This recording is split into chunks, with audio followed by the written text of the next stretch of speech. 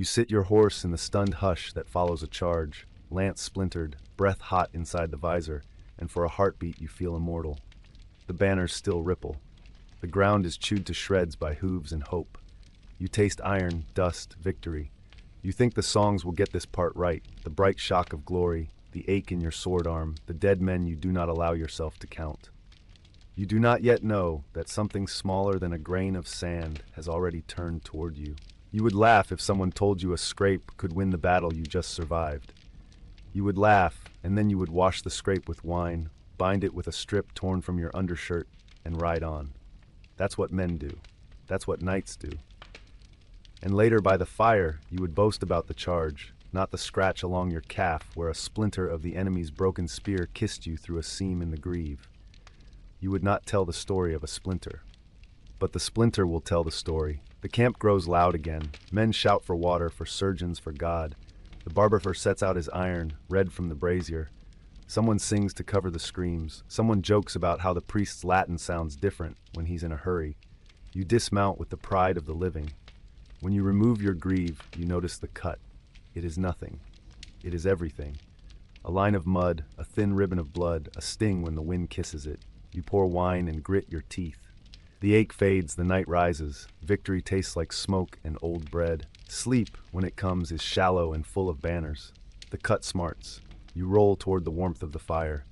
It is not fever yet, just the memory of heat. What you cannot see is the soil ground into the wound. The field itself, heavy with dung, with the rot of the last harvest, with whatever the last army left behind when it marched through. You cannot hear the small patient banquet beginning at the edge of your skin. You will. But not yet. At dawn, the surgeon looks you over and says you are lucky. He has other men to puzzle, men with open bellies, men whose thighs gape like bread loaves torn by careless hands. He rinses your wound with sour wine and drops a pinch of salt. He says a prayer, or maybe he swears. He binds you, pats your shoulder, and goes back to the business of keeping a few of the dying from becoming the dead before breakfast. You rise when the trumpet calls. The world smells like horses and vow. By noon your calf throbs. By vespers your boot is tight. When you slip it off, your foot looks like it belongs to a stranger. Shiny, full, the skin stretched like a drum. You prod the bandage. Warmth pours into your fingers. Not the warmth of a hearth, a lurking heat. Your friend jokes about your appetite and presses a cup into your hand. He does not look you in the eye. He has seen men swell. That night the camp moves. The wounded are loaded. The dead are counted. You walk because sitting makes the ache worse. Around you, tales multiply, of the enemy, of omens, of who rode bravest and who rode last. No one says plague, no one says rot, but men who have fought 3, 5, 9 campaigns do not sleep near you. They do not say why, they do not have to. They have smelled it before, the sweet sour breath of flesh beginning to fall away from itself. In the morning, the barber surgeon peels back your bandage and the wound has turned the color of a storm. The skin around it is angry, as if the cut insulted it in public. He frowns, then forces his face to stillness. He heats his cautery and presses iron to edge. Your body climbs the iron like a ladder, trying to escape itself. The stink curls through camp. Someone mutters that the devil likes pork.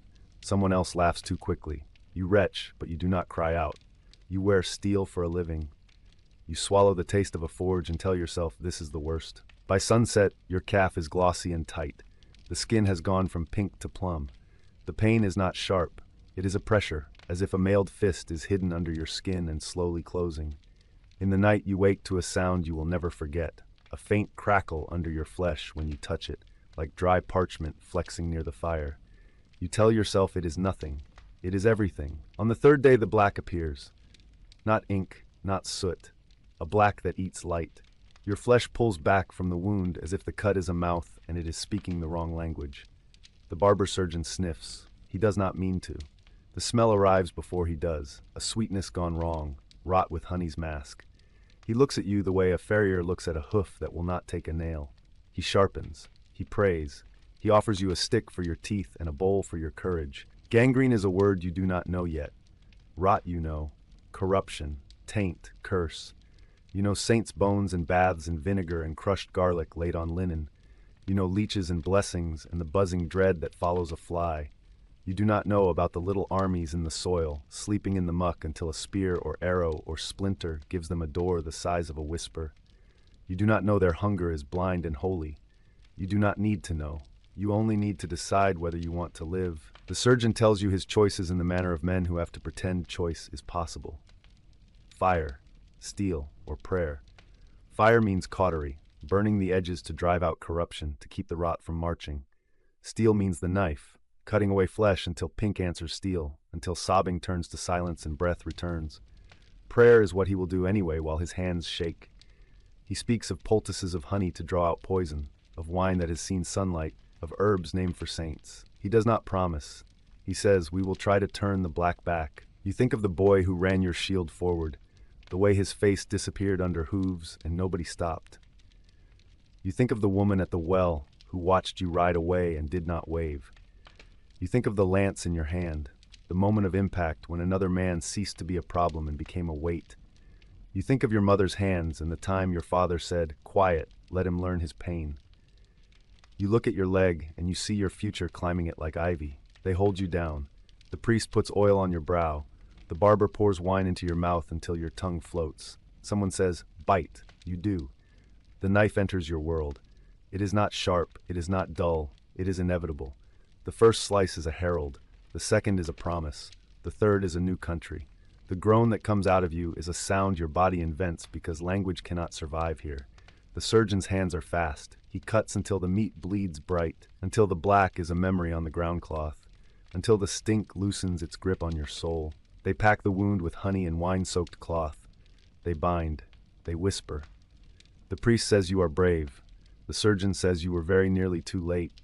Your friend does not say anything. He just sits and looks at a place 2 inches to the left of your face. The night is enormous. The stars feel like holes. You sleep like a man who has made a bargain with a river. In the morning you are alive. Your leg is smaller in the place where the corruption had tried to plant its flag. The pain is a clean scream instead of a dirty whisper. You cannot believe how much the sun loves you. You drink, you piss. You swear you will never mock a man for whimpering again. When you lift the bandage, the flesh is red, raw, loud. It is not pretty. It is not polite. It is honest. The surgeon smiles without showing teeth. He says, if the red keeps the black away, you may keep the limb, but the days that follow are an education in humility. Flies adore you. Fever courts you like a jealous lover. Some mornings your leg sings, a hot, clear song. Some mornings it sulks, the edge wet, the smell wrong, the skin around it shiny. The surgeon teaches you to listen. If it talks like bread, you are safe. If it talks like a grave, bring me at once. You start to hear what men mean when they say a wound speaks. You begin to speak back. Not every man is as fortunate. Down the line, a veteran named Hugo refuses the knife because he is sure God loves him too much to take his foot.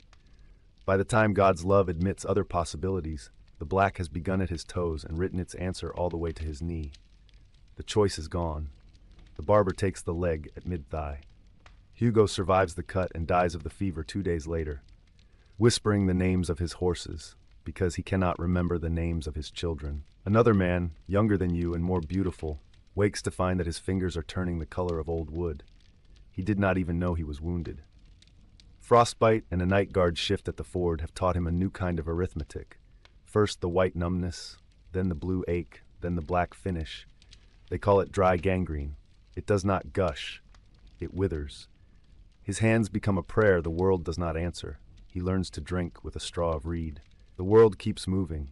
The army does not permit a man to halt time. You hear, from a man who marches between companies with news he purchases and sells, that in some northern monasteries they lay wounds open and sprinkle them with ground charcoal and herbs, and sometimes they set clean maggots upon the rot and let them eat the dead and leave the living. You listen with the disgust of a man educated by necessity. Anything that saves the living is holy. You would let a saint chew your calf if he had the teeth and the time. The siege that follows is a stone winter. The walls shrug off arrows. The gates laugh at fire. You run messages. You carry ladders. You watch men fall and break. You learn the names of sounds, of wood breaking under weight, of leather tearing under panic, of bone telling truth to stone. In the rat-bitten night, a rumor gnaws. A rider had a scratch on his heel. By morning his whole leg was a story the surgeon could not finish. You check your bandage 3 times before you sleep. You dream of bees in a cave that has learned to breathe. On the 12th day, the commander orders a flush. every wound washed in wine, every bandage changed, every poultice renewed. The surgeon says the wine is not magic, but it is cleaner than water, which is the same as magic when the ditch is where everyone empties their life. He tells you to hold your breath when he lifts the cloth, to let the smell pass through you like a confession. He says if the flesh grins pink and weeps clear, you are winning. If it sneers gray and laughs brown, you are not. Your leg holds. Another man's calf puffs like bread forgotten at the oven's mouth. His skin blisters and sloves. When they press a finger to his thigh, they feel the crackle of air under skin, and their faces change. They call it a bad wind, a devil's draft. They cut him open, and the muscle looks like meat that has learned a new alphabet. It is soft in the wrong places. It dies faster than they can chase it. He is gone before the moon clears the clouds. The priest says he went clean. You do not argue, because you have learned grief's grammar was written by liars and lovers. The next week you march under a sky the color of old tin.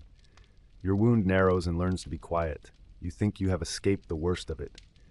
Then you share a fire with men from a village whose winter was hunger and whose spring was fever. One shows you the stump where his foot used to be. They cut it with a saw they used for sleds and beams. Another says his aunt swears by garlic and honey, crushed and warmed, wrapped in linen, changed with the moon. A third says his cousin's wound healed when a swarm of flies blessed it. You do not laugh. You have seen stranger mercies. You ride through villages that smell like horses, smoke, and hidden grief. In one, a boy not yet old enough to lift a shield shows a finger black at the tip where a threshing blade kissed him. His mother slaps his hand away when he picks at it. She tells him not to show it to soldiers. She says soldiers steal luck. You know she is wrong and right at once. At a river crossing, a merchant caravan catches up with the army. One of their guards limps, his boot split along the outside. He says a nail worked in. He says it will be fine. You recognize the two bright eyes of a man negotiating with a fever. 2 days later, you see the same boot hanging from a tent line to dry with no foot inside it. You do not ask. You make it to a city where the infirmary is clean, the sisters tireless, the herbs green, the wine good. The infirmar lifts your bandage and smiles the way a scribe smiles at a line done right. She says honey was a wise choice, and she sprinkles powdered charcoal over the pink sheen and binds you with linen that smells like sun. She tells you to let the air love it twice a day, to keep it dry except for the wash, to eat bread when you can and meat when you must. She does not promise anything. She does not lie. She says, watch for the black at the edges and call me if the skin forgets to be angry. In the cloister, you meet a man whose forearm is a map of old cuts. He shows you a pale seam from the last war and another from the winter the barn roof fell in. He tells you the black rot took his brother in summer after a scythe kissed his ankle. He says the surgeon took the leg and saved the man, and the man died of drink 2 years later because he could not find his balance without the foot God gave him. He laughs like a door creaking in a house that should be abandoned but isn't. You think of your father's field, and of the day you left because the furrows seemed like bars and the plow like a yoke you had not chosen. You wonder if the field would have killed you more slowly. You do not ask the priest, you ask your leg. It does not answer. That night, in the calm between fronts, you allow yourself a thought you have swallowed for days. If you had not washed the wound, if the surgeon had shrunk from the knife, if the fire had been cold or the honey gone or the wine turned, your story would already be a past tense. You imagine your friends telling it. He swelled, he stank, he went. 3 lines to erase a man. You are terrified by how easy it is to delete someone in speech. The morning brings messengers, and the messengers bring orders, and the orders bring dust. You march. Your leg is a barometer. It tells you when rain will visit. It tells you when you have been proud for too many hours. It tells you when to sit even if the commander does not. When you obey your leg, you keep it. When you ignore it, it punishes you. You begin to treat it like a companion who has earned the right to be unpleasant. A week into the march, a village healer joins the baggage train for a day and trades stories with your surgeon. She swears by wild yarrow and says it knits flesh like a mother braiding hair. He says he has seen yarrow do wonders and yarrow do nothing, and the difference was whether the wound had already promised itself to the dark. She says she has dripped boiled pine into blackening toes and watched the black back down. He says he will try anything once that is unlikely to kill a man twice. They respect each other enough to argue. you respect them enough to listen. You arrive at a valley where the enemy waits in lines that look like fields. The thunder of approach shakes migratory birds out of their arguments. The trumpets tell old stories to new men. You strap on your greaves and you take a steady breath and you think, I will not waste the leg I kept. You make choices that keep you alive. Angles, partners, small retreats that do not look like cowardice if you do them with your chin up. You win nothing you can carry. You survive. The songs will skip you. After the fight, the field is a school where the tuition is blood. You kneel beside men you do not know, and you choose who to shout for and who to leave to saints. You learn to smell the wounds that will rot and the wounds that will growl and then sleep. You pour wine until the barrel is a memory, and then you pour water because you have no choice and you hate it. You tell yourself the sun will help. Sometimes you believe yourself. That night you break the rule you set for yourself and you pry at the edges of your bandage because you are not sure you still own what it covers. The flesh is angry but alive. You whisper gratitude to anything that might be listening. The honeybees, the grapevines, the hands that learned without books, the ancestors who taught the first surgeon to light the first fire and hold a blade hot as the speech of God to human meat. You sleep and you do not dream. In the morning, a boy from the new levee refuses to show his wound because he is embarrassed by where the spear grazed him. By noon, the blush around it has the glossy look you now fear more than a cavalry line.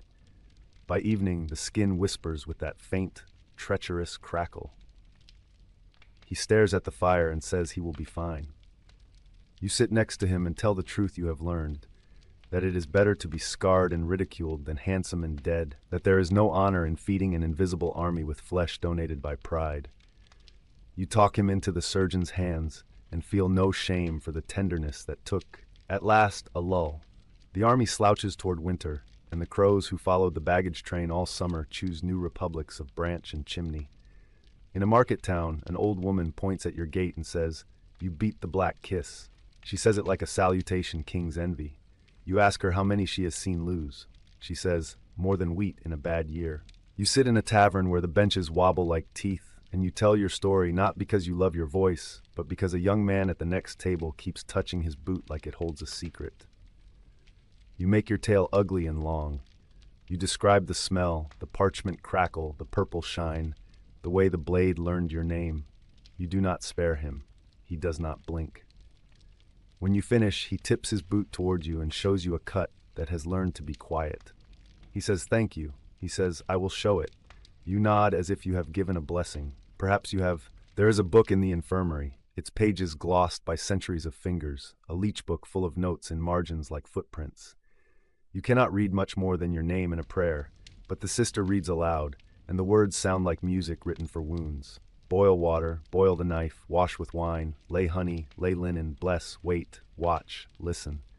She taps a recipe with her nail, wine infused with rosemary, and tells you that when the wind is warm, wounds sicken, and when the wind is clear, wounds. A week later, a messenger arrives with a letter from a physician trained in a city by the sea, where scholars add Greek to Arabic to Latin and call it learning. He tells of bathhouses where hot water runs in pipes, of clinics where surgeons argue about how wide to cut and how long to wait, of instruments more refined than your barber's simple kit. Your surgeon reads the letter with his lips moving and says he will try a new binding that does not choke the flesh. He is not too proud to learn. You like him more for the admission. On patrol, you cross a meadow pocked by last year's war. The grass is thick with small flowers that do not care who bled here. You step into a hollow and your ankle turns and a pain like lightning sings up your spine. By old instinct, you curse the ground.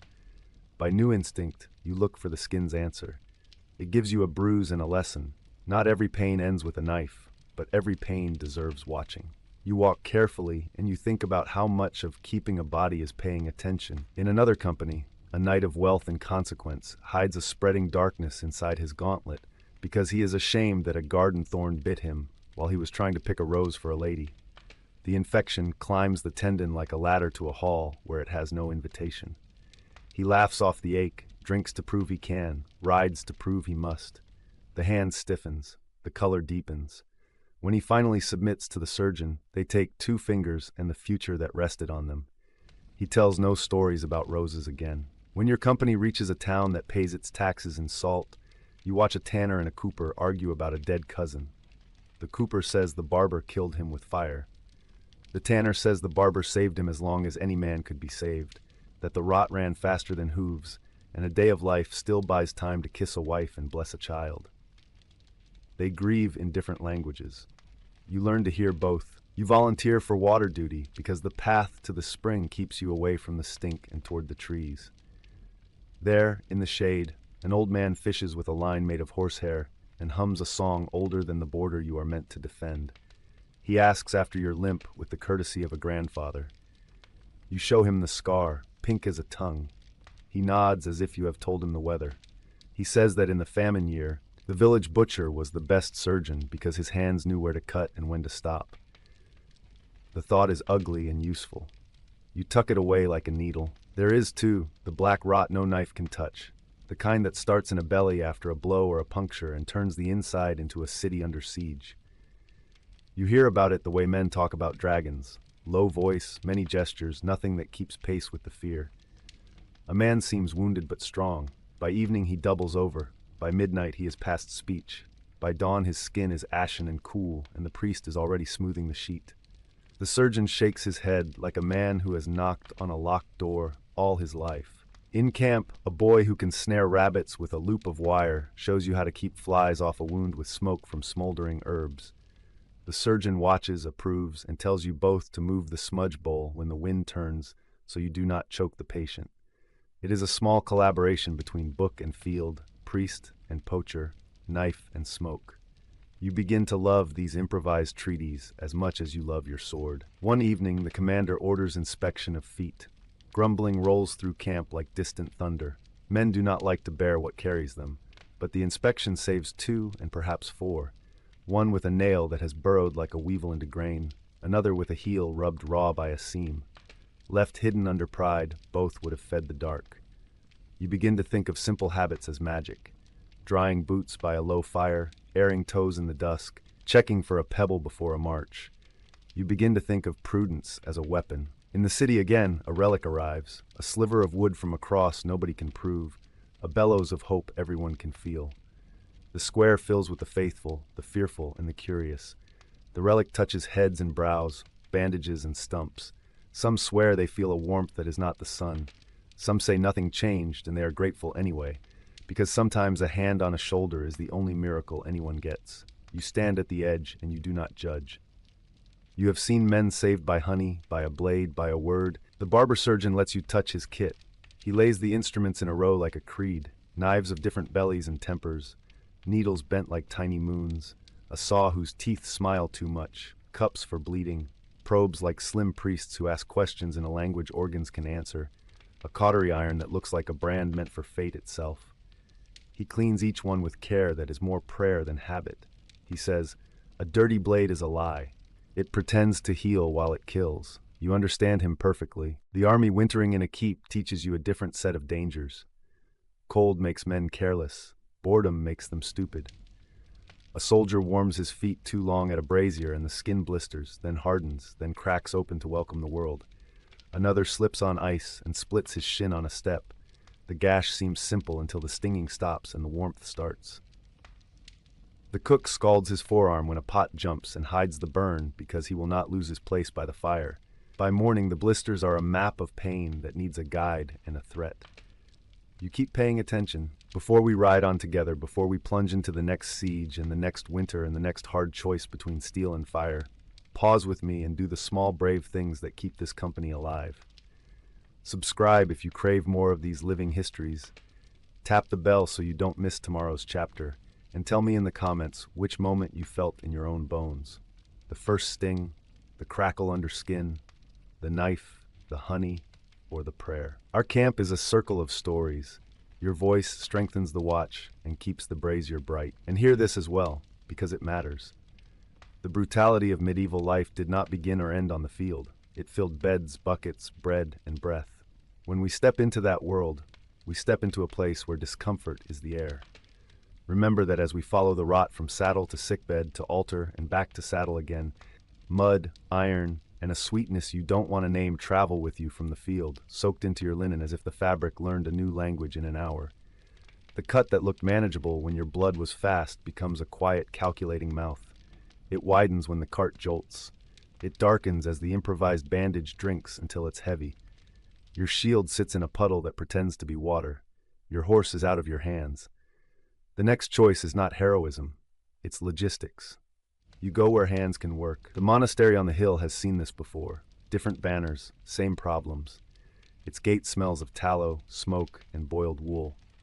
Inside the infirmary, vinegar and rosemary and last resort faith share the air. A lay brother cuts your hauberk, then your gambeson, then the sleeve you secretly liked because it made your arm look stronger. Identity peels away to make room for remedy. Another brother has clean water because he was told to carry it from the spring, not the river. The prior arrives like a craftsman, not a miracle. Copper basin, wine, honey, wool, bone needles, wax thread, a brazier with iron in its throat. He squeezes above the wound and watches how the blood answers. Not with a guess, but with practice, a catalogue of days just like yours that ended every way imaginable. He does not bless first. He looks, truly looks. The edges are gray where the blade hesitated, brown where mud clung, and there is the color that worries men who have buried soldiers they couldn't save.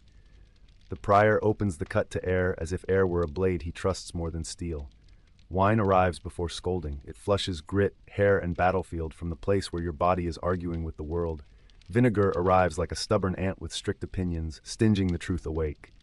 Honey follows to coat what must be persuaded to live. The iron in the brazier says it is ready without moving. It sings a thin, wicked song. You are given leather to bite, because some pains are too honest for poetry. The iron writes a black rim of decision on meat that had started to forget it was yours. The stink is a smithy married to a kitchen, and the monks do not flinch. They talk calmly about timing, about edges, about how fast the red line is traveling under your skin. A tourniquet, rope and stick, simple and final, waits across the room like a door no one wants to open, but everyone keeps in view. We can chase it, the prior says, meaning the rot, meaning the creeping bruise that eats from the inside. Or we can outrun it. He doesn't say the last word, cut, but it sits there anyway. Time breaks into short pieces. Bells mark prayers for men who aren't watching the calendar. You mark the changes that matter. The redness around the wound now has a clean, angry edge rather than a smudged, sleepy smear. Heat has meaning. Odor has meaning. A line of soft whiteness that shouldn't be there has meaning. You learn to read your own flesh, the way it weeps, the way it refuses, the way it tells stories you cannot afford to misinterpret. A brother puts willow bark in your mouth and shrugs. It helps some, he says, and doesn't swear by it. He has seen pride and bark both fail. The ledger arrives. Road 1. Keep the limb and fight hour by hour. Wash, open, trim, wash, and bribe the body with rest and broth, while praying that the gods of small decisions sit on your side of the bench. Road 2. Surrender the limb and try to steal a life back while the fever bites at the stump. The prior is too practiced to flatter. He speaks as if both roads have tolls and thieves. He pricks your smallest finger and asks what you feel. When you answer, you feel triumphant and foolish at once. Feeling is not victory, it's a clue. He lifts your arm and watches how the blood returns. He presses near your elbow and counts without numbers. You think of horses, spears, harness, all the unglamorous gear a rider needs to be useful. You think of the men before you who gambled wrong and those who bought years with the price of a limb. The prior calls in another set of hands, barber surgeon, leather apron, neat knives rolled in linen, because even monks understand that sometimes piety needs a subcontractor. The barber surgeon does not admire the wound. He inventories it, depth, direction, dirt. He asks when you were cut, what cut you, whether the blade was clean, whether the earth was packed or wet. Your pride tries to answer. He stops you gently. Tell me the truth, he says, or I will not know what fight we are actually in. They chase it. For now, the knife is for cleaning, not for taking. They open farther to see all of the problem. Wine again, vinegar again. A poultice with honey and herbs, not because herbs are magic, but because some of them keep out what your body cannot. They dress the wound as if dressing a stubborn child. They check again at the next bell, ignore your insistence that it looks the same, and search for the quiet treacheries. Skin too soft, smell too sweet, a new line that travels as if it has orders. A pilgrim waiting in the hall tells you about his neighbor's cousin who was saved by the touch of a saint's finger bone. The prior does not argue with saints, he argues with symptoms. and he wins by being more stubborn than belief. Outside, news travels with the speed of hooves. Inside, it travels with the speed of veins. A knight you admired limps past missing 2 toes. He did not plan to surrender this season. A boy from your village lies very still because his fever burns all the stories out of him. A man you never met laughs at nothing. He will either return to his farm or not, and laughter cannot guess which.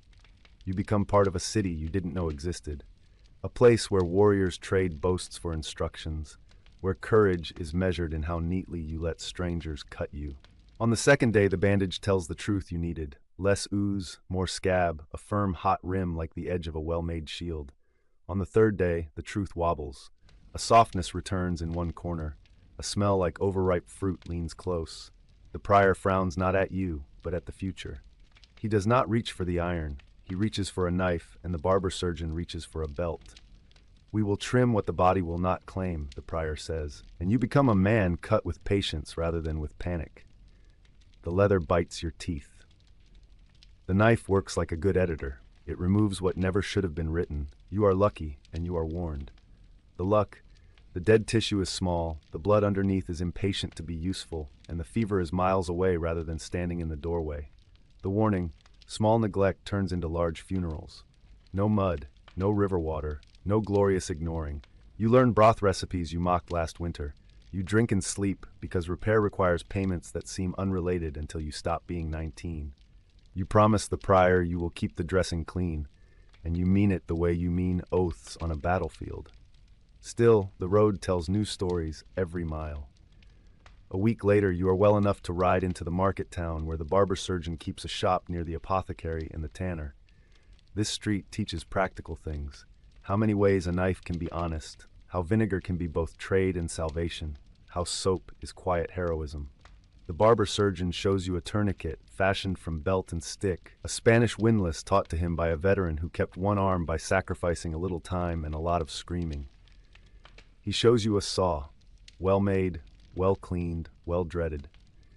He tells the story of a captain who joked as they tightened the strap, and a squire who sang through the cut so that the captain would not hear his own shouting. You did not plan on being the kind of man who studies saws. You become him anyway. You learn the order of operations no one romanticizes. Strap above, strap below, tighten until the limb remembers it is not a river. Mark the cut, slice fast through skin and muscle, saw with steadiness, not speed. Throw the iron back onto the brazier the second it cools. Pack with lint and honey, bind as if you are building a ship's hull that must hold against a storm. You learn how a companion stands at the head and tells the truth with his hand, how the apothecary measures out doses that make time soft around the edges without stealing your mind completely. You learn which men faint and why it is not a moral category. Not every story ends at the shop. On a cold campaign, you see a foot turn purple enough to frighten brave mouths into silence. Not a cut, not a spear, just the winter using a man's toes as rent. The man tries to walk it off. The foot answers by dying from the edges inward.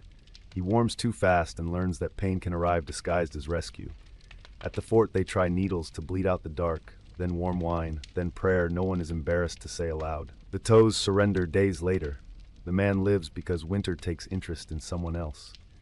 He whittles a new way to stand and returns to the line shorter but present. At a siege, you learn how rope can be a weapon, even when it pretends to be a tool. Hauling beams, pulling towers, dragging rams, men rub their palms into the kind of cuts that write invitations to rot. A boy chews on his glove to hide the pain. The glove shows teeth marks and a smear of something that is not mud. He waits because ladders need him. Ladders do not pay attention to the way blood darkens around edges. By sunset, his knuckles shine in the wrong way. By sunrise, the wrong way has a smell. He will keep the hand, he will not keep all the skin he woke up with. The master of engines knows more about pitch and tar than saints, but even he bows to vinegar before the day is out. You make 2 pilgrimages you didn't expect. One is to a shrine because the woman who raised you asked you to leave a token if you lived. The other is to a house where a man who traveled with mercenaries breaks and mends wood and bone with equal skill. He shows you straps and buckles that turn a stump into leverage, a peg into a step, a man who has lost something into a man who can still climb. He talks not about triumph, but about habit, how to rap against blisters, how to keep the leather from lying to you when you are tired. How to look at the stump every evening like it's a child you are responsible for. Ships teach other lessons. Salt can sting life into a wound, and salt can burn a wound into anger. You learn which is which the hard way, or you listen to the sailor who has only 9 fingers and is therefore more persuasive than any book. Pitch seals. Tar protects. Brine cleans in a pinch when there is no better option. Sailors have a habit of surviving by deciding faster than landmen. They cut away what will kill tomorrow and bury it with a prayer and a joke. Because jokes let the living put one foot in front of the other. The apothecary's shelf is a battlefield where plants do reconnaissance, yarrow for bleeding, rosemary and thyme for washing, comfrey to persuade flesh to remember its job, garlic to whisper warnings to anything that crawls where it shouldn't, honey to throw a sweet cloak over a bitter fact, wine to clean and when luck smiles, to make shrieking more dignified, vinegar to tell lies to dirt and make it think twice. None of it is magic. All of it is memory, of failures, of successes that surprised men into living long enough to have grandchildren. You begin to talk to your body like it's a partner instead of a horse you can whip. You watch the way fever approaches, slow then sudden, and you learn to measure it without a clock. You tell comrades to show you their heels and palms even when they call you a grandmother. The ones who joke are useful. The ones who hide are dangerous.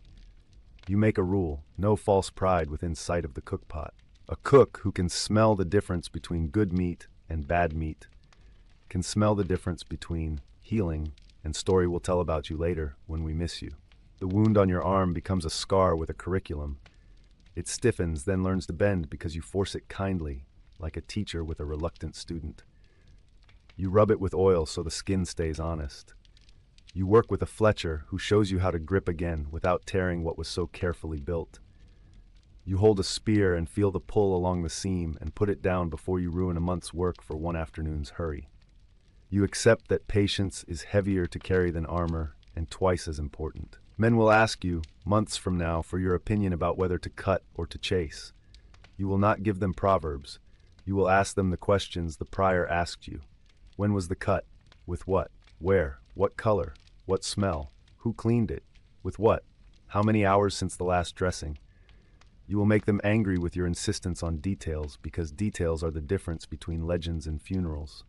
You will teach a boy to change his own bandage with clean hands and watch as pride does something better than puffing up. It straightens. In the tavern, a mercenary with a polished iron hand drums the table and tells lies that contain enough truth to travel. He claims he feels the ghost of the lost fingers when it rains. Maybe he does. Maybe he says it to receive a free drink. Either way, the iron belongs to him the way scars belong to you, as proof that decisions stick. Across from him, a farmer who never saw a battlefield rolls up a leg to show a calf bitten by rot after a harvest flood. He lived because his wife washed the cut with wine every day she could until winter, while telling him jokes that made him forget how much he hated being helpless. And because these stories become better, the more of us carry them. Here's where I ask you to put your hand on the journey with me. If this walk through real risk earns your attention, press subscribe and tap the bell so the next chapter finds you without hunting for it. New adventures every day. Then drop a single word in the comments. The one object, practice, herb, tool, or habit you'd trust if you found yourself on this road. One word only. Let's build a kit by crowd wisdom and turn curiosity into equipment. You leave the monastery healthier and humbler. The prior gives you a little jar of honey with lint wrapped in oiled cloth. For when you pretend you don't need us, he says, smiling without smiling, you promise to return it unused and know that promises are a kind of coin you'll spend when you have to. On the road home, you ride with easier reins. You still flinch at the smell of certain puddles. You still inspect leather for grit before battle, because you know how grit aims for seams. You become the aggravating friend who tells everyone to boil what can be boiled and burn what must be burned. You become useful in a way the songs never celebrate. When the next campaign calls, command has a new rule because you insisted. A water cask marked for wounds only. No drinking, no washing horses, no filling for the cook. Enough times the cask stayed clean that the rule survives even when no one remembers your name. The camp also has a place for washing hands that is not the ditch. It has a basket for clean lint and a second basket for lint that has already had an adventure. Men grumble because grumbling makes the hard parts feel normal. They use the baskets anyway. Fewer funerals attend the grumbling. Then comes the day when all the careful habit in the world still bounces hard against the facts. A friend takes a cut in the thigh that a lesser man would not have taken. The blade was dirty. The ground was worse. He insists he's fine because walking feels possible. You have learned to distrust possible. You get him to the tent and watch his jaw set like a strap. That night the wound looks promising. By the second bell of the morning, it looks like the last chapter of a bad book. You show the prior the signs, and you do not get in the way while he does what must be done. The amputation is not a ritual, it's a sequence. The men who hold him are not bullies. They are a bridge he will not remember walking over. The leather, the belt, the stick, the marks, the long, determined slice that makes later steps easier, the saw used with cadence rather than fury, the iron teaching blood to agree, all of it practiced so that luck has less room to ruin the day. He lives. He wakes to anger, to grief, to a joke he makes too loud to convince himself it's his voice. He asks for ale and your hand and gets both. Later, months later, you find him in the market trying a peg leg made by the same man who taught you buckles. He curses, then thanks, then curses again. He will learn to climb into the saddle differently. He will insist on stable ground in a way that makes him sound like an old man before he is one. He will teach a boy from his village how to wrap a stump and how to recognize the false temptation to let it breathe in a dirty room. He will become someone new without abandoning the old man completely. Some evenings, men with all their limbs still attached drink and pretend none of this is real. They talk about banner charges and shining armor, anything but vinegar and honey and saws. You let them have it because memory needs holidays. But when a boy in the corner laughs at the thought of fussing over cuts, you say his name once, and then again, and tell him the story of the farmer's calf and the winter toes and the siege rope. You tell him that skill is just stubborn kindness at speed. He stops laughing. He starts asking questions that matter. You answer because someone answered you. There are words you never thought would feel like friends. Clean, sharp, soon, again, enough. There are habits you never thought would feel like armor. Boiling what can be boiled, burning what refuses to argue, choosing cloth that is less impressive and more useful, making space for water that no one will drink, teaching the loud men to count hours between dressings, and the quiet men to say, "I need help," before a smell says it louder. You will keep riding. You will keep getting cut. You will keep dodging the second heart that tries to open under linen when mistakes stack. And you will keep collecting days you were not guaranteed because you learned the map. Clean early, cut when the math says cut, bind like you mean it, rest like you mean it, and watch for the telltale sweetness that lies. Gangrene crowns no one. It only collects what the proud forget. You refuse to be collection. If this kind of truth told plainly is the history you want more of, subscribe and ring the bell so you don't miss the next episode. There's a new adventure here every single day. Then give me that one-word comment for your kit. Vinegar, honey, lint, tourniquet, willow, fire, soap, discipline. I'll read them, I'll learn from them, and I'll build the next chapter around what you choose. Want me to carry the story forward from here and open the next door? Steel groans above you like an old god waking, and the city holds its breath as the first stone slams into the northern tower. Dust blossoms. Roof tiles skip across the square. Somewhere, a bell tries to warn everyone, but the warning arrives too late to matter. You are already ankle-deep in rubble and choices. The choices are ugly. Run to the wall with a bucket and hope the burning pitch doesn't cling to your skin. Slip into a tunnel and meet strangers with knives and no light. Pretend you are invisible while the enemy builds a wooden mountain outside the gate. Pretend the sound of the ram, the dull, patient heartbeat of ruin, isn't counting down your home. You want strategy. The city wants time. Time is the one thing a siege eats first. The granaries look full until you do the math.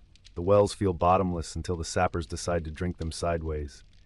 Your baker turns flour into ration stones. Your steward turns wine into numbers nobody likes. The children learn a new game where they collect arrowheads and trade them for stories. The enemy is careful and theatrical. They camp where you can see them, banners stitched to the wind, engineers hunched over the geometry of your collapse. The first machine arrives like a rumor you try not to believe, then a second, then the tallest one of all, a counterweight trebuchet that rolls into position with the patience of a glacier and the appetite of a god. Somebody whispers a name, Warwolf, and the whisper catches fire until it is a fact. The arm rises, the sling hums, and the city learns the punctuation of terror. Release, flight, collapse, and the hush between the rise and the impact. You help carry a wounded woman down the stairs after the third strike. Her breath comes like broken glass. She wants to tell you something about a cat on the roof, as if the cat is what will keep her tethered to the room, to the hour, to you. When she's finally asleep, you climb back toward the wall, and the captain tells you the rule everyone pretends is superstition. Never look the machine in the eye. He means don't feed it with your fear. He means don't let its arithmetic own your heartbeat. Night doesn't save you. Night just changes the questions. Fire seems larger after dark, and the sound of carpenters outside your walls becomes a second kind of thunder. They are building a siege tower. No, a row of them, each a rolling staircase to your roof. Your archers test their strings. Your masons sharpen hooks. Your mind sharpens too, on the grindstone of what happens when wood meets stone meets flesh. You try to sleep and wake to the smell of vinegar and smoke. The herbalist stirs a pot you don't want to ask about because the answer is always the same, a thick, slick brew that turns to light when it finds a spark. Above the gate, the murder holes yawn like patient mouths. The apprentices carry baskets of sand, fine and treacherous, the kind that crawls into armor and makes skin a kiln. Someone jokes that sand is democratic. You don't laugh, you admire the accuracy. Morning peels itself out of the smoke like paper from a fresh waxed seal. The machines begin again. The first stones are meant for masonry, the second are meant for nerve. They lob a barrel, and the barrel bursts into fragments of letters. Someone else's messages, blackened and spinning, dropping like dead birds. Then come the bodies, not your people. A warning, we can turn plague into handwriting. The bishop blanches, the captain spits. You learn the shape of nausea that has no sickness in it, only imagination. You volunteer for the counterminers because you are tired of being above ground. Down there, the rules are simpler. Clay doesn't lie. Wood speaks plainly, crack by crack. You crawl into a tunnel that squeezes your shoulders and hear it at once, the enemy's own slow, scraping hymn. Your partner presses his ear to the soil and taps back with a chisel. They answer. For a moment, both sides are musicians, and the earth is the drum. Then it is knives. Torches turn breath into flame and shadows into tricks. You learn how quiet a body can fall when dignity is not an option. You learn the smell of burned timber mixed with hair. When the supports catch, your partner shouts, and you scramble out with your lungs on fire just as the ground above you sighs sideways. Somewhere behind that dust, a wall you love remembers how to collapse. On the rampart, you watch carpenters bolt fresh wood into raw stone and call it a repair. The captain doesn't bother with speeches. He names people after tools. You, hammer. You, rope. You, bucket. You become rope because you are good at knots and bad at standing still. Your job is to make other people brave by tying them to what they fear. The siege tower comes. Up close, it is not a building. It is a rumor made of planks and wet hides, its sides sweating where the defenders tried to give it a fever. The archers behind the slitted boards launch their own sky. Your people kneel behind mantlets, lift shields, count breaths between volleys. The tower kisses the wall with a crunch you feel in your teeth. The gangplank drops like a verdict. You coil the rope around your waist and step forward into the narrow place where choices die. The first man across has a face like an undeciphered letter. You will never know who wrote him. He moves fast anyway. Then everything becomes present tense. A hook in a wrist, a jar of quicklime breaking open like angry weather, a scream that sounds like something learning to speak. The world narrows to elbows, to edges, to weight. The tower backs away, sulking. The trebuchet doesn't. It cannot sulk, it only counts. When the arm rises again, a boy beside you mutters a prayer he probably stole from his grandmother. It works for him, or he thinks it does, which is the same thing for one more heartbeat. The rock lands a street away and turns a bakery you liked into a geography you don't. They try diplomacy, because even wolves prefer meat that doesn't fight back. A herald walks up to the gate and reads a promise written by a lawyer who has never had sand poured down the back of his robe. The bishop wants to answer with verses. The captain wants to answer with arrows. You write a sentence you will not say out loud. The only promise that matters is the one the wall makes while it still stands. At dusk, the camp drums change rhythm, and the captain's mouth becomes a thin line that says new strategy. You look over the parapet and see men in teams, pushing heavy frames tipped with iron. the rams. The machines look absurdly small from here, like toys. They do not sound small. The first blow thunk-thunk-thunks into the gate, and everything wooden in you winces. The gate holds, which is good news that feels temporary, the way spring feels temporary when the snow is still in the gutter. The men under the ram's roof continue their patient work, safe from arrows, safe enough from fire, singing to keep the swing true. The song is nothing you recognize and everything you understand. It is labor turned into a weapon. You sleep badly and dream of rope that snaps because you forgot to hear it speak. You wake to a different kind of hammering. Messengers at the door, fists demanding time you cannot pay. The captain has a map that looks less like a plan and more like a confession. He taps the weakest seam in the wall. "Here," he says, "we must make this the strongest story in the city." So you make stories out of stone. You steal beams from warehouses and turn them into braces. You bribe a sculptor to trade his chisels for shovels. The children stop trading arrowheads for stories and start trading stories for stories. The one where the dead cat on the roof was resurrected by lightning. The one where a woman slapped a barrel of pitch and it exploded into a star. The lies are energy. You stockpile them. A storm arrives and pretends to be your ally. Rain lashes the camp. A corner of the siege tower sloves off like dead skin.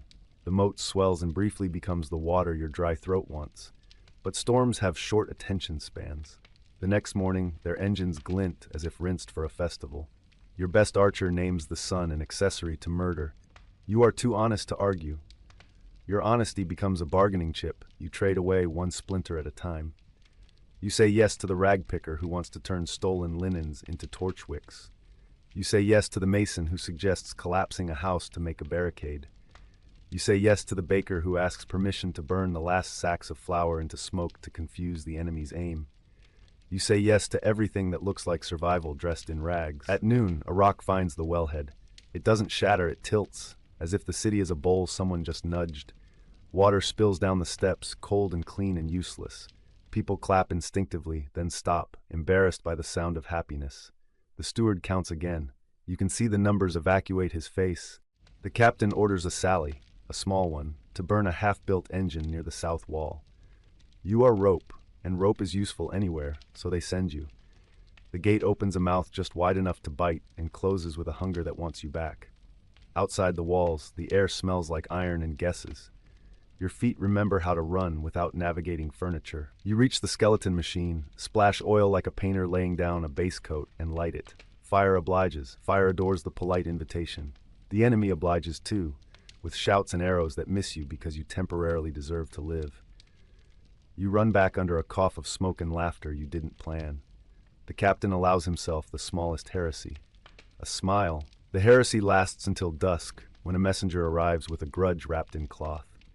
Inside, a severed hand wearing an old signet ring from your city, the seal gouged away.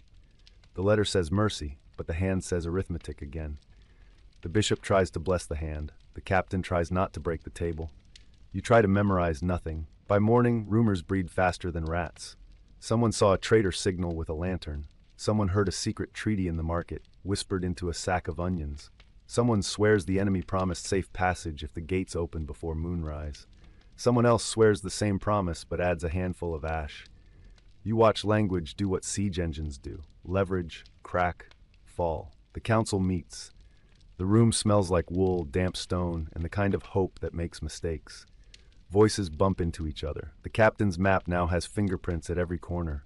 The steward talks about arithmetic until even he hates numbers. The bishop talks about eternity until the shortest person in the room becomes the bravest and says, "Eternity can wait." They ask you what you think because rope has touched every edge today. You say the gate is still a sentence. You say the well can be a story again if you can get rope around the broken head and haul, and that hauling is a kind of prayer. You say you can listen for sappers tonight and greet them with a welcome made of smoke and silence. You say you will tie yourselves to the wall if you have to. Here's where I pull you inside the choice I promised. Pause. Pick one word and write it somewhere I can find it. Thread, if you'd slip out under moonlight along a rope the color of quiet. Tunnel, if you'd go down to meet the miners and turn the earth into a maze you own. Truce, if you'd open the gate before it opens you. Gamble reputation for breath and make a future out of apology. Tap subscribe and ring the bell so your vote shows up when the next chapter drops. Then comment with your word now. I will follow the most chosen word next time and build a city from your decision brick by brick. Your vote is the hinge. While you think, the ram hums. A carpenter jokes that the enemy is polite for knocking so long. Somewhere outside, a dog refuses to learn a new name from a new master. On the wall, you rub resin into your palms and look at the joinery where stone and courage meet. The city's skin is tired. Your bones negotiate with your muscles and settle on a treaty called one more hour. Night again. You descend to the listening chamber, a hollow in the wall's belly where the stone keeps secrets for a living. A boy holds a brass bowl half full of water while you kneel beside it. If the surface ripples, that is the enemy. The bowl mirrors your face and refuses to judge the dirt. You wait. The city above you creaks like an attic haunted by furniture. There, the faintest tick as if a beetle is counting. The water trembles. You nod. The boy runs. Men arrive with tools that call themselves surgical. You stuff rags into your ears, not to silence the outside, but to amplify the inside. The chisel taps become the only language. You aim them toward air. When the small breach opens, you pour into it a gift. A bag of smoky ashes, a quiet torch, a throat full of caution. The tunnel coughs and then stops breathing. You crawl back, filthy and grateful, to every dead star that mined this stone 1,000 winters ago and left you a wall to inherit. The captain shakes your hand with both of his as if diplomacy just got personal. The bishop says nothing and brings you water, which is the only sermon that matters after midnight. Dawn is a rumor that refuses to show its papers. The trebuchet clears its throat anyway. Another stone arcs like a sentence that prefers a heavy clause. It hits the gatehouse and teaches it new grammar. You brace wood where wood does not belong. The mason hums to the bricks as if lullabies can be retroactive. You do not laugh. You have learned that mocking faith is a luxury for people who are not tired. A child appears with a slingshot and a walnut. He offers the walnut to the captain as tribute. The captain pockets the walnut like a relic and tells the child a secret. We are not protecting the city. The child blinks. The city is training us to protect each other.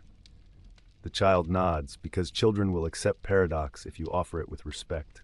Somewhere in the market, a woman opens her shop despite the fact that there is nothing left to sell. She arranges empty bowls in careful rows. She says, when the bowls are ready, food remembers how to happen. She keeps the door open long enough for 3 conversations to find a chair. The shop becomes a small idea of normal, and normal is a kind of armor. You lash a beam to a cracked arch and whisper to the knot. You do this because talking to knots works. Knots enjoy compliments. They listen when told they are necessary. A soldier beside you names his spear Hope. It sounds ridiculous until hope keeps him standing on the parapet through a wind of arrows. At noon, the herald returns with his trumpet and his phrases, and your captain says, "Play us the song where you go away." The herald blushes. He is paid to be brave, not clever, and your captain is accidentally both. The herald announces terms. They are not terrible, they are not kind, they are a ledger with no margin for mistakes. The council meets again. The youngest mason, the one who sings to bricks, asks to speak. He says he loves this city because it taught him the difference between building and arranging, because it puts dangerous things above you where you can admire them, arches, vaults, trust. He says he would like to go on loving it. He also says he would like to live. The room understands that these are sometimes the same desire and sometimes 2 different ones. Your anchor is still the gate and the weakness at the northern wall. Every plan circles those stones like a moth that wants to become a fire. Thread, tunnel, truce. The words keep tapping the inside of your skull. You say you will act at moonrise. You do not say how. You will listen to the city's vote. Afternoon is a list of verbs. Wedge, brace, lash, carry, listen, mend, drink, stop, breathe, begin again. The enemy's camp hums like a beehive that learned engineering. Someone starts a song on your side, a low, stubborn melody that refuses to rise. It is not pretty, it is honest. Beauty can be delegated, honesty cannot. Evening moves in with pockets full of knives. The ram changes tempo, and you can hear in the swing the certainty that wood and iron have practiced this duet for centuries. You say goodbye to a doorway that hid you as a child during storms. You say hello to a stranger who hands you a ribbon and says, "For luck," as if luck is allowed to be braided. Moonrise, the hinge you promised. The city waits for you to pick the word it chose. You have read the chalk on door lintels and the notes tied to the broken wellhead. You have listened to the rhythm of fear in 100 throats. Tonight, the city is whispering thread. The rope is coiled. The anchors are sunk. Across the moat, 3 grapnels wait to catch a place you cannot see. You give the signal. The first arrow pulls a thread where a wall used to be. The rope slides. The pulley sings. You go first because that is what rope does. Halfway over the moat, the night breathes a cloud of moths and you think of pastry crumbs. You hate yourself for thinking about pastry crumbs at a time like this. It keeps your hands moving. On the far bank, a shadow catches your line and makes it a statement. You land in damp grass and the smell of mint you cannot justify. 4 others follow. You scatter in pairs, a net made of intention. The enemy is busy with the ram. You are busy with being small. You find the engineer's tent by the map pinned to its wall, a web of red lines that all lead to the places where you live. You unpin the map. You fold it into a shape called gone. You find the counterweight pin for the trebuchet, the one that keeps the machine asleep between shots. Rope understands pins. You feed the pin a new idea. You borrow it for an hour that feels like a life. You find the rations ledger and give it a taste of water. Ink runs like a man in the wrong direction. You hear a cough and freeze. The cough becomes a snore. You become air. The rope holds, the moon holds, the decision holds until a dog refuses to. It barks at your shadow and invents a new alarm that doesn't need drums. You run. You run like a sentence that wants the period very badly. You reach the moat and slide into blackness that smells like coins and algae. The rope waits. You climb. Your shoulders run out of metaphors and resort to physics. Back inside, you let yourself want applause for exactly 1 heartbeat. Then you throw the pin into a barrel of nails you were saving for a different emergency and tell the captain your hand's new story. He nods, which is the applause you can afford. Dawn arrives with an engineer's hangover. The trebuchet sulks, unable to count without its pin. The ram keeps time anyway, steady as a work song. The enemy searches itself for the lost piece and finds only suspicion. Suspicion starts eating their breakfast. You watch with a kind of love reserved for self-inflicted problems. The steward claims you bought another day. The bishop claims you bought a miracle. The mason says you bought 2 songs and a wall that can keep listening. You say very little because words turn slippery when confidence looks at them too hard. At noon, a white cloth appears on a spear outside the gate. Not a flag, a suggestion. Behind it, a woman with a voice like a sewing needle says the general's wife is tired of watching children cry on both sides and has sent bread as a gift. She means a test. You send back soup in a pot you don't need. You mean the same test. The pot returns warm. For 2 hours, nobody fires the sky. People talk in doorways like rain is thinking about falling. You watch your captain shrink and grow between sentences. The council meets in the open, so nobody can accuse them of trading one secrecy for another. The rope coils at your feet like a pet you haven't learned how to feed. A child sits beside you, chewing air, and asks if you once climbed a tree taller than the wall. You lie and say yes, because a future is a ladder with pretend rungs. The general's wife tries again at dusk. She says the gates can stay on their hinges if you will promise to tear down your own towers and accept a tax that tastes like iron for 3 winters. She says no garrisons, only auditors. She is a better liar than you are, and perhaps a better mathematician. Your people listen. Your people are tired. You want to be a wall and a door at the same time. The captain turns to you and says, "What does the rope say?" You listen. Rope is pragmatic. Rope wants weight and direction. Rope asks whether the city would rather carry obedience or debt. Rope is willing to be either leash or lifeline if asked politely. You tell the captain the truth. Rope cannot choose. Only hands can. He nods and turns to the council, and the youngest mason stands again, and the steward does not speak, and the bishop hums the note he uses to bless water. The vote is not unanimous, and therefore honest. You send your answer as 2 words, "We wait." The general's wife looks almost relieved, which is a different kind of mercy. Midnight has opinions. It makes the dog that barked earlier curl up on your boots and forgive you for being human. It makes the moon hide because the moon hates negotiations. It makes the trebuchet remember its pin sooner than you wanted.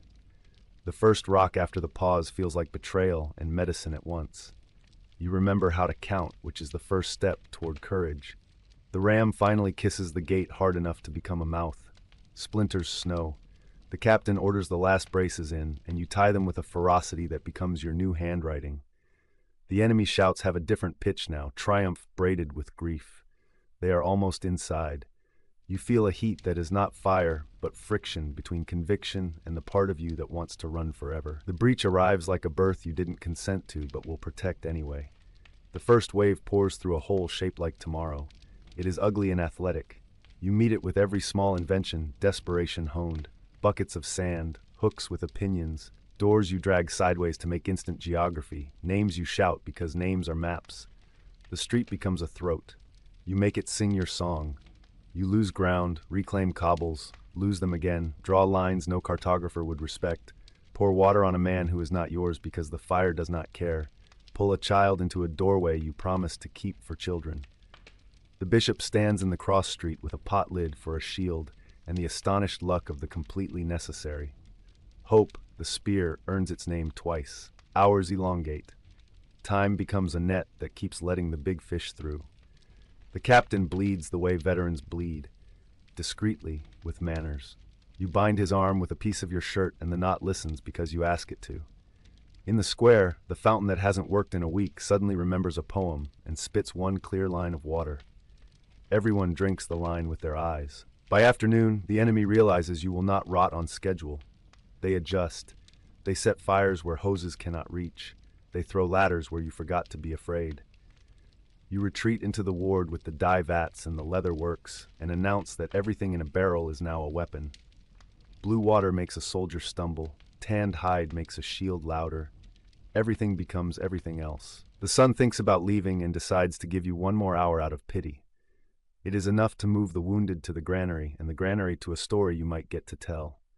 The captain says the word you did not want him to say, withdraw. He means regroup. He means breathe. He means don't die expensive deaths when cheap ones will do. You obey because obedience, like rope, is a tool. Twilight is the color of the bruise the city will be tomorrow. You stand on the last good terrace of the last honest house on the street that used to sell songbirds. You can see the gate, gone. You can see the engines, tired kings in wooden crowns. You can see the general's wife, standing beside the machine that learned your name. She does not wave. You pretend this is courtesy. Night arrives properly, with stars that look like nails hammered into a velvet lid. The enemy does not press. They have eaten enough of you today to sleep. You eat a word you've been saving. Continue. It tastes like iron and mint and responsibility. Listen. This is the part where I tell you something that is not advice, because advice assumes I know your street and your storm. It is an inventory. You still have rope. You still have hands. You still have a wall, even if the wall is now 5 people holding doors. You still have lies that function as courage and truths that function as maps. You still have a vote. If you have breath and a neighbor, you have a republic. Morning again. The trebuchet has its pin and its pride. The ram has become a memory and a metaphor. The enemy expects you to hang laundry and surrender, linens on spears, shirts that used to be armor. The captain expects you to make a plan you can own tomorrow. The bishop expects you to decide which sins are logistics and which are theology. You sketch in dust. You sketch in bread crust crumbs. You sketch with the walnut the child gave the captain, still uncracked, still a secret. The plan is not elegant. It is honest. Protect the granary, save the children, hide the tools, exhaust the engines, bargain from a street that still knows its own name. If they take the square, you give them statues, not people. If they take the statues, you sell them the plinths for a price that includes next spring. The enemy enters at noon not like a flood, but like accountants. They count corners, claim balconies, declare alleys to be theirs, and then discover the alleys disagree. You show them that cities are made of loyalties, not lines. You trade space for hours and hours for breath. You gift them boredom, which is poison for armies raised on speed. By dusk, the general walks through the gate you no longer have, and looks at the smoke smeared across his plans. He looks at his tired rams and tantrum trebuchets. He looks at the woman with the needle voice and her expression that says both "I told you" and "I will not say it." He offers terms that do not taste like iron. They taste like winter and repair. You take them. Not because you are broken, but because victory sometimes looks like a city that refused to forget itself. You keep your guilds. You keep your kitchens. You keep the right to write the names of your dead where rain can read them. You tear down your own towers because towers are not walls and never were. You agree to taxes measured in bridges and roofs and exactly one new school. The engines leave. The moat remembers how to be a mirror. The wellhead sits crooked and becomes a monument to patience. The captain takes the walnut from his pocket and finally cracks it with a stone. Inside, meat sweet as apology. He breaks it into 4 pieces, you, him, the bishop, the mason, and hands the last crumb to the child, who has been waiting since the first siren. You untie the last knot and thank it for the day it held. It thanks you back, in the language of frayed fibers that did the arithmetic and found a way to equal more than their length. Later, when the city sleeps with both eyes open, you walk to the broken gate and touch the splinters as you would the shoulder of a friend who did not leave when it got difficult. You do not celebrate. You inventory. You list what the city taught you when it was busiest teaching you nothing, that patience is a form of offense, that fear can be domesticated but never housebroken, that an engine is only as strong as the story it tells, that the smallest republic is 2 people sharing water, that hope is not a mood but a mechanic. You hang the list where people buy bread. Tomorrow will bring auditors and repairs and writs and compromises that taste like ink. Tomorrow will want a tidy ending. You will give it something better, a working one. You will pay the taxes like a loan you intend to outlive. You will build low walls where high towers used to be. You will teach children to memorize the names of knots before they memorize the names of kings. And when someone asks whether the siege broke you, you will point to the granary that feeds strangers first, to the square where the fountain learned a poem, to the walnut shell beside the well, and say, "No, the siege told us where we bend. The breaking never arrived. The city just learned how to carry itself differently and did not ask permission." If the day ever comes when you hear a distant engine clear its throat again, you will still have rope. You will still have hands. You will still have a wall, even if the wall is a song this time, or a schedule, or a promise you refuse to misplace. We begin with something a little darker, not gloom for its own sake, but the hard-edged corners of history where comfort ends and truth begins. You've already trudged through mud-packed streets that doubled as sewers, eaten pottage that tasted like wet bark, ducked a chamber pot raining from a window, and learned the old warning to watch out below the messy way.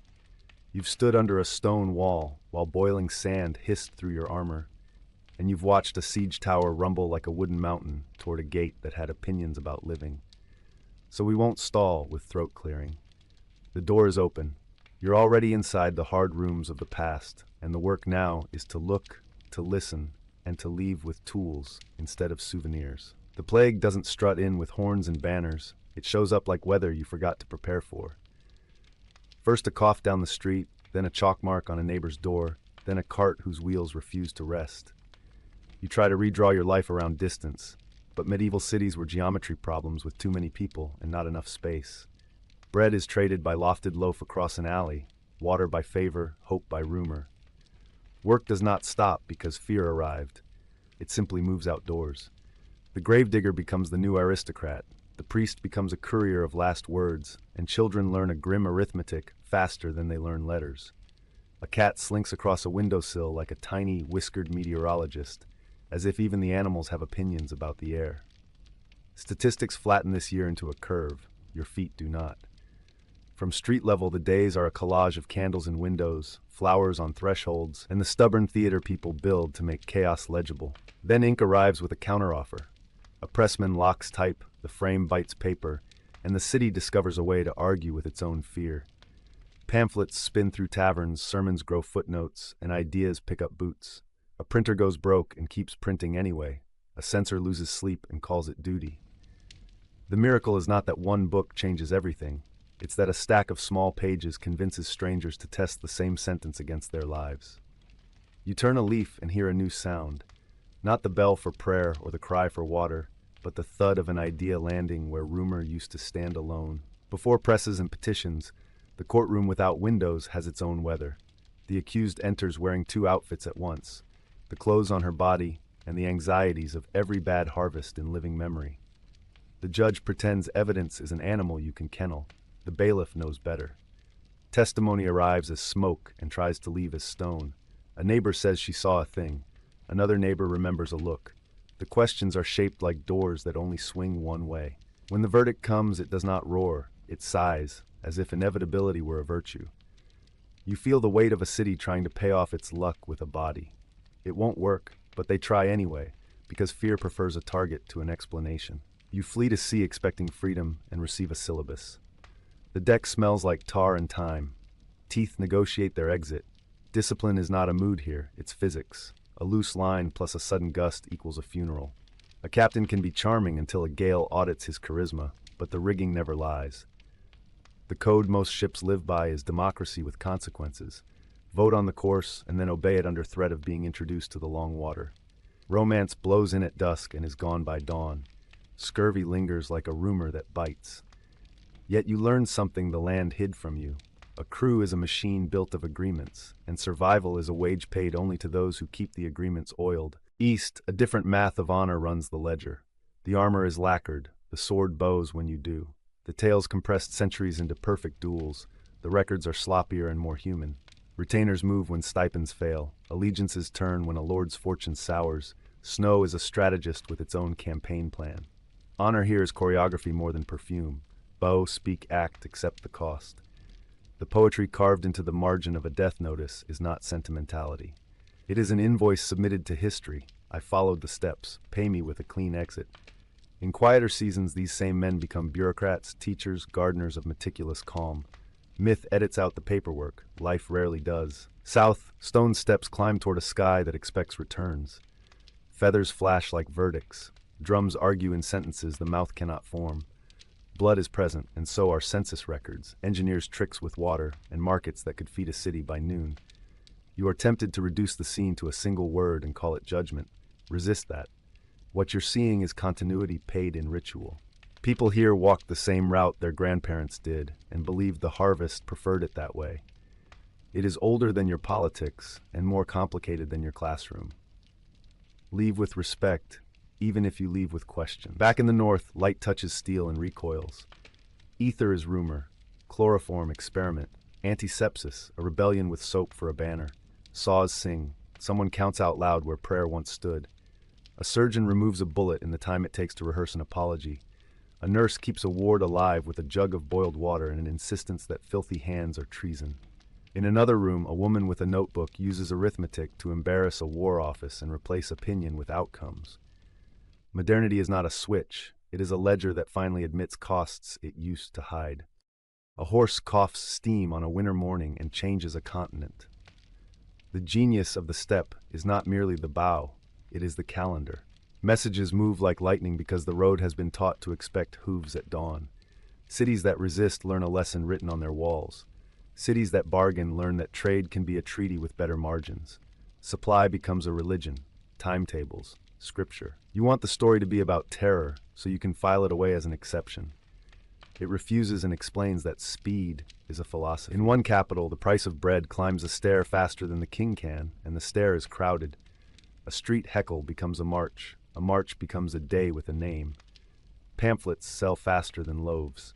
The new machine for justice is marketed as efficient and merciful, and the man who sharpens it is paid on delivery. Heads fall with the rhythm of civic virtue until the rhythm feels like a metronome the city can't turn off. When the posters fade, the reforms worth keeping look small on the page and large in kitchens. Weights honest, oaths enforceable, taxes legible. Far to the north, an ocean writes in ice on steel. Class is a staircase with guards at the landings. Lifeboats are morality plays in wood. Musicians keep their contract because that is how they understand duty. You want hubris to be the whole lesson. The ship insists that cheap rivets, rushed schedules, and the arithmetic of profit are accomplices. A cold sea edits romances with a single line. Safety is not an upgrade. We could camp forever in the spectacular failures, but the better map is crowded with smaller, steadier lights. A midwife teaches hand-washing and quietly retires epidemics one basin at a time. A schoolmaster moves a class outside for the sun and triples comprehension. A mason leaves an extra inch in a foundation trench because he has met rain and respects it. These are not anecdotes. They are the torque that turns centuries, and they rarely get their names on the cover. Ask about power, and a set of doors opens without knocking. A German princess renames herself in Russian, writes policies in plain prose, and balances philosophy with police work. In Macedon, a queen mothers a legend and burns her enemies' excuses along with their prospects. In a blue house, a painter builds a language out of pain and color and refuses to apologize for either. None of them asked to be myths. They became them because the work did not fit in the margins allotted to women. Read the edicts, the letters, the self-portraits, not as gossip, but as operating manuals for ambition, survival, and consequence. Into the labyrinth, then, not the monster, the floor plan. A palace argues with straight lines and usually wins. Light falls down shafts as if air were part of worship. Bulls occupy the walls in paint. A double axe signs the stone. Rooms seem to go both up and down, and they do, because meaning here is stacked, not laid out. If you came looking for one prisoner, you will leave with a better capture. A civilization that turned mystery into plumbing and ritual into architecture. The Minotaur is a metaphor with a mailing address. The real beast is complexity. Set your trebuchet carefully. Siege is choreography for giants. Winch, pin, counterweight, release. The first stone flies, and the city answers with geometry. Murder holes bloom. Hot sand chooses the seams your armor forgot. Underground, hands listen to the soil for the scratching paragraph of an enemy's tunnel, and then write a counter-argument with shovels. Above ground, boredom fights morale. The long hours between impacts are where most defeats begin. Nothing about this is clean. When the wall finally sighs and leans, the breach is a door with knives for hinges. You rush anyway, because that is how arithmetic becomes outcome. Step back. Notice the sentence that ruins more lives than any weapon. We've always. You hear it in temples that confuse tradition with truth, in parliaments that call inertia prudence, in kitchens where danger hides behind the word custom. The antidote is small and stubborn, a person willing to replace that sentence with why, and then do the experiment properly. Revolutions are not fireworks. They are checklists taped to the wall of a cold room where someone keeps counting when the glamour fails. So we keep telling legends, not because we are liars, but because the brain loves polish. Knights ride cleaner in tail than in mud. Assassins think faster on parchment than in alleys. Queens are easier to love or hate when we choose one extreme. But clarity earned the hard way beats beauty borrowed from rumor. When you finish shining the story, put the cloth down and count the nails. If the numbers work, keep the shine. If not, start again. Call to action, but not the usual one. Pick a single thread from this tangle, a person, a city, an invention, a fear, and write one question you've never seen answered well. Post it below. Then adopt a stranger's question and answer it in 2 sentences maximum. That's it. If you do that, you haven't just watched, you've joined the dig. And yes, hit subscribe if you want the next corridor rolled out to you the moment it's ready. Ring the bell if you want the scaffolding clatter to find you first. But the comments, those are the workshop where this channel actually lives. This isn't a carnival of horrors. It's a blueprint with the instructions smudged. We go back not to gawk, but to steal. Practices that worked, warnings we ignored, ironclad nonsense that fooled the best of us. Watch how people solved problems with whatever they had, ritual, rumor, geometry, stubbornness, and test those moves on your modern mess. If a siege can be won by cutting a trench, maybe your stalemate breaks by removing the one sentence that keeps collapsing your bridge. Before we lock up the gallery, habit, not ceremony. Make a last pass with your hand on the banister. The peasant who weighed Sunday like it was gold. The assassin who learned that success buys silence, not safety. The empress who turned philosophy into policy. The Red Queen whose name dissolved but whose ritual did not. The painter who turned pain into grammar. The Queen Mother who weaponized rumor. The palace where corridors think. The wall that fell because patience brought measuring tools. Carry their tricks, not their myths. One more. At the beginning we asked whether you'd last a day. The answer was never no. It was not alone. No one survived by style. They survived by networks, kin, craft, ritual, rumor, shared hacks that didn't need approval. The Middle Ages ate solitude for breakfast, so did courts and galleys and tenements and mills. If there's a modern lesson stamped across the long wall we have been walking, it's this. Independence is lovely marketing and lousy engineering. So keep a private archive of humility.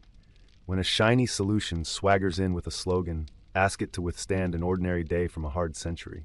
When a leader flatters superstition because it polls well, hand them a 1-page manual on water and the courage to boil it. When you feel like a nobody swinging a beam in a forgotten siege, count properly. That swing is the difference between breach and hold. The ledger is rarely glamorous, but it is the book that pays. We began with ugliness because honesty prefers plain light.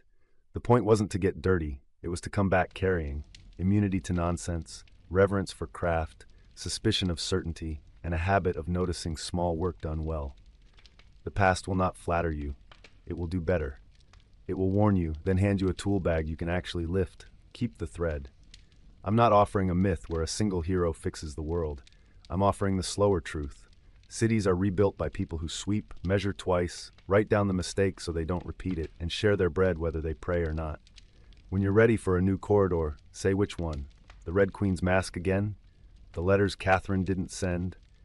The nurse who proved cleanliness could outscore heroics? The engineer who taught walls to relax and then to fall? Choose it, name it, and if you want the episode at the top of your feed the minute it lands, tap subscribe and ring the bell. Until then, don't confuse comfort with wisdom. Tap water and thermostats do not protect us from lazy thinking or seductive certainty. A good question helps more than a good slogan. A repeated experiment beats a famous opinion. Check who benefits when genius walks in, then check again when the bill arrives. Read footnotes. Memorize safe paths through labyrinths. Keep your satchel dry. You've earned the ridge view. See how centuries fold like maps stacked on a table. Edges mismatched, rivers renamed, roads misplaced by cartographers who guessed. Don't flatten them into one neat story. Learn to read the stack. Set your compass to the only bearing that outlives slogans, evidence. When the next loud certainty declares the world simple, do what good siege engineers, printers, nurses, and masons did. Step back, check the wind, count again, then act. If this journey scrubbed a window you didn't know was fogged, keep it clear, the only way that works. Effort in, clarity out. Leave your question. Answer someone else's. Subscribe if you intend to build alongside us, not to collect a badge. Or take the thread and walk your own corridor. History doesn't sell tickets. It asks for patience, attention, and the humility to adjust your map mid-walk. One last door, then we hand you the keys. Walk a market where salt buys more than taste and argues with taxes. Watch a mason pay guild dues with days of labor because some currencies keep their value in time. Stand under a clock that tells a whole city to agree on noon because the railroad insists. Listen as a telegraph wire invents now as something you can ship. Visit a mine where a blue flame on a lamp teaches chemistry the hard way. Visit a ward where a mask made from cotton and nerve interrupts a chain of death. Sit in a classroom where a diagram of the heart convinces a child that pain has names and therefore exits. Everywhere, the same moral repeats itself with different costumes. Systems are just agreements with screws. Turn the right ones and the machine behaves. Ignore them and it behaves anyway, but not for you. Out on the street again, maps are rumors until someone walks them. Your job isn't to memorize this tour. It's to choose one alley and mark the distance so the next traveler trusts your count. Repair a small thing and write down how. Fail better and publish that too, so we don't waste a decade repeating your mistake with nicer fonts. That's how folktales become manuals, and manuals become cities that don't fall to the first strong wind. Some endings demand trumpets. Ours asks for a notebook and a stubborn grin. Use the bell if you want the next corridor the moment the dust settles, but spend more energy in the comments. That's where the travelers meet, swap tools, correct maps, and admit where they got lost. Introduce yourself with a place, a question, and one book you'd hand your younger self. Keep it brief, keep it useful. We don't choose the century, we choose our posture. Shoulders down, eyes level, curiosity ahead of certainty, craft ahead of spectacle. If you're still here, you're the reason this project exists. Algorithms reward noise, communities reward patience. Add your voice, not with applause, but with work. Corrections, sources, questions, experiments, memories. I'll keep bringing a new corridor every day. You keep bringing light. Deal? Before we go, mind the fire hazard that was medieval architecture's love letter to disaster. Timber frames kissed by thatch, lanes so tight, two carts could argue but not pass, hearths that forgot their manners. A spark could redraw a city before the watch made it to the first corner. You join a bucket line where neighbors who barely nodded at each other yesterday become a single creature with many hands.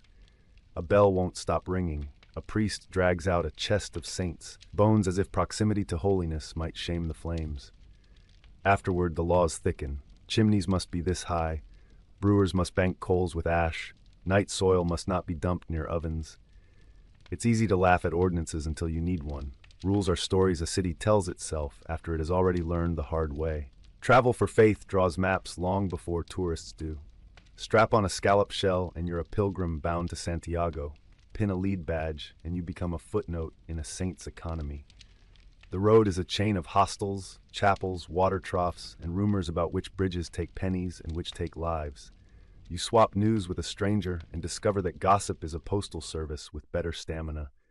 Relics glitter behind iron, and whether you believe or not, you understand that belief moves money the way wind moves sails. By the time you return, you speak 3 dialects badly and 1 language well. Barter. Coins teach trust and treachery in the same lesson. A clipped edge means someone shaved yesterday's confidence to fund today's hunger. Debasement is a headache that visits slowly. Weights and measures become politics. You watch a market stall keeper bite a penny as if tasting for honesty. Some rulers punish counterfeiters with theater meant to scare metal back into behaving. Others quietly adjust the mix in their own mints and call it policy. Meanwhile, the baker just wants a loaf to stay a loaf and learns to prefer faces he knows to silver he doesn't. Thus do IOUs and tallies step in, and a town invents credit with a handshake. Signs are the alphabet of people who don't read letters. A red lion means ale, a golden fleece means cloth, and a boot means someone will make you another one if you bring coin and patience. Heraldry is traffic control and gossip in color. Chevrons, bends, and beasts advertising loyalties long before introductions. You memorize streets by pictures and smells. You remember debts by where the sun was when you made them. When someone tells you medieval people had poor memories, invite them to try navigating a city with nothing but painted boards and habit. An apprentice learns the world by sweeping it, first the floor, then the bench, then the mistake he didn't mean to make. He sleeps under his master's roof and eats what the house eats, which is sometimes pride. On feast days, he marches with his guild under a banner that feels like a surname. On bad days, he gets paid in scolding and splinters. But he also learns the quiet miracle of craft. Measure twice, cut once, fix it anyway. When he becomes a journeyman, the town looks different, because he knows which doors open for the people with tools in their hands. Peasants revolt, not because they hate soil, but because they know exactly how much of their life the taxman miscounted. A rumor about freedom outruns a rider. A manor hears the wrong knock. You want a grand abstract cause. You get hedges moved a foot in the night, grazing rights fenced by a cousin who learned law, a tithe collected twice and explained as a misunderstanding. When the crowd gathers, it brings pitchforks and very specific ledgers.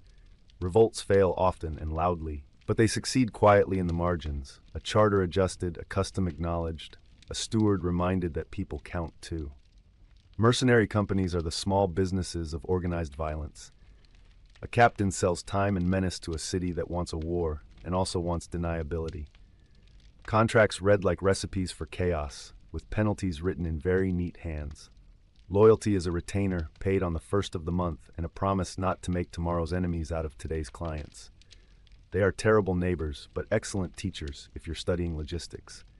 They like roads, they like pay chests, they love maps.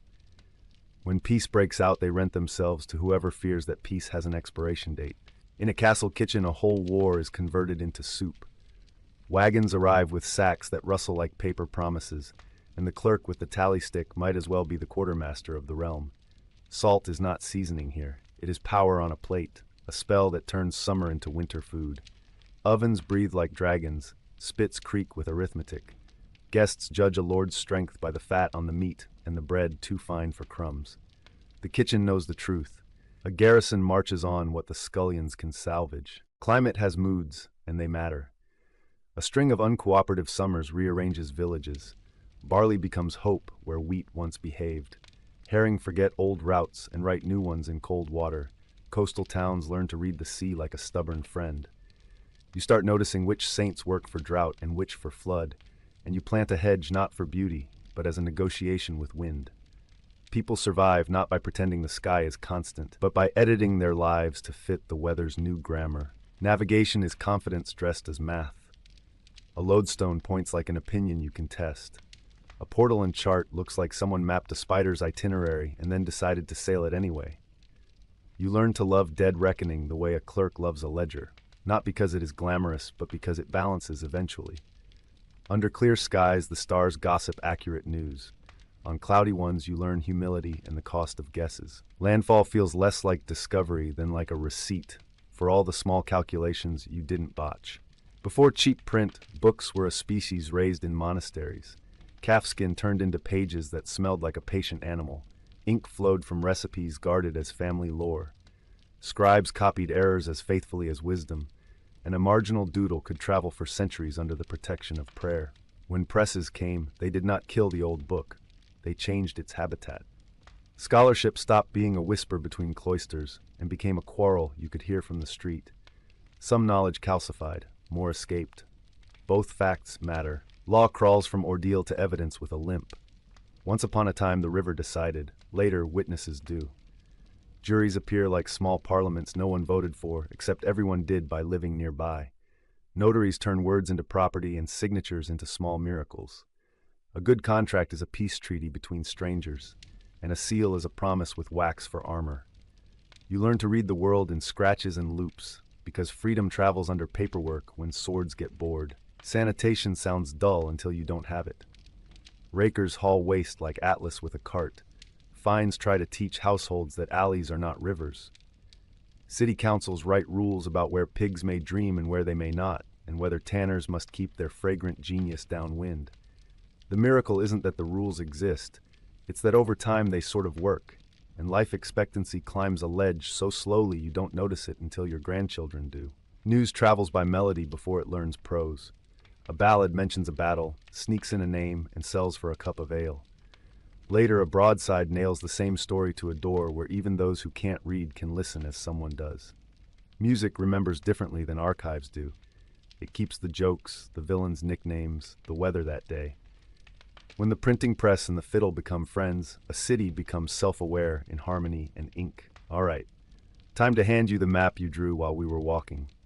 You are not a spectator here. You are the one holding the thread in the maze. Choose the corridor we open next and write that choice where others can see it. Tell me which hinge to oil, a plague street at noon, a mint at full tilt, a council chamber where a vote is a rumor with a deadline, a workshop where an apprentice becomes someone nobody will underestimate again. Comment with that choice. Subscribe if you want to hear the next door unlatch as it happens. Ring the bell to turn discovery into a habit. And then, the most important bit, answer one stranger's question with care. That's how these rooms stay lit after we leave. One last lesson to pack before you go. Epidemics are not chapters with clean endings. They are mirrors that cities hang up and then try not to look into. You watched a bell mark plague houses, and perhaps you thought that was an antique habit like cooking over peat. But the real habit, the one that outlives bells and chalk, is the human tendency to swap explanation for scapegoat the minute uncertainty grows teeth. In one century, the rumor blames wells. In another, it blames strangers. In another, it blames the poor for being poor loudly. Each time, the cure is not louder accusation, but quieter arithmetic. Water that does not argue with germs, rooms that prefer fresh air to eloquence, nurses with enough gloves to stop improvising, clerks who keep numbers honestly, even when a minister prefers poetry. Take a good look at supply and you will see how fragile victory is. A port shuts, a wagon breaks, a clerk makes a tiny error with a giant pen, and suddenly a hospital becomes a parable about redundancy. Ask a warehouse manager what heroism looks like, and she will point at a spreadsheet that kept breakfast cereal moving while the rest of the world debated metaphors. Progress is not a straight road with triumphs planted at tasteful intervals. It is a footpath trampled by people who hate each other's music but agree on measurements, inventory, and schedules. If you crave a single shiny moral to hold at arm's length, history will disappoint you on purpose. It prefers conditional verbs. If we test, if we plan, if we record, if we share, if we correct, if we refuse the theater of certainty and do the work of verification. You can watch that logic operating across the centuries like a lantern passed from hand to hand. A monk labeling a jar, a midwife boiling a cloth, a mason checking a plumb line, a sailor noting a current in the margin because he suspects the ocean has its own bureaucracy. None of them are trying to be immortal. All of them are doing a small thing properly in a world that punishes sloppiness with interest. So when the next crisis arrives, wearing a headline font you dislike, remember the room we stood in together, where the saw sang and the nurse stared it down with soap. Remember the alley where a pilgrim traded a story for safe passage. Remember the courtyard where pamphlets argued about God and accidentally invented the modern mind. Then ignore the loudest certainty in the square And go find the person with a ledger and a plan, and ask what they need. Bring that, even if it is only silence while they count. Bring that, and watch how ordinary hands turn panic into maintenance. It's not glamorous, it works. And the world you love does not need more glamour nearly as much as it needs another 10 minutes of work done right.